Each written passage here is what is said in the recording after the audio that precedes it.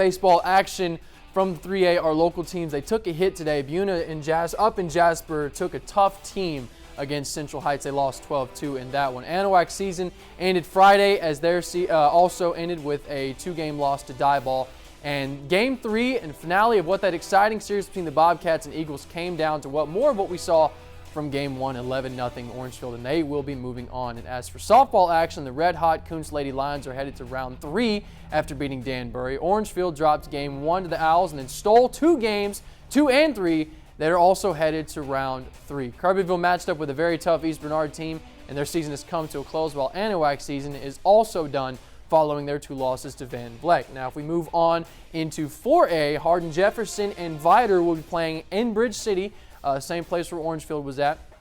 And of course, speaking of Bridge City, 5-0, they swept Liberty with ease and are moving on. LCM couldn't get past Livingston as they're knocked out, unfortunately, and Silsbee in Game 2 versus Huffman will take place in Anahuac, score to be determined later. Softball scores in 4A. Hampshire Finette season, their season has drawn to a close after losing a highly ranked Bullard squad. Bridge City keeps rolling with their 5-1 win in the sweep over Lufkin Hudson. Gilmer forces a Game 3 against LCM, and I put Liberty on there to showcase Bridge City's next opponent.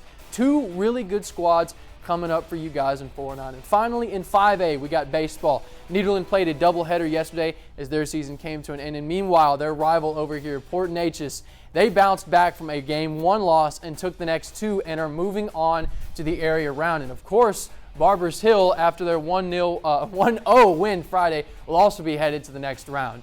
And then softball, look at the Lady Dogs getting it done at Goose Creek. They're moving on to round 3 to face none other than Barbers Hill. And I mean, who else, honestly? 2 stellar squads ready to do battle in the regional quarterfinals.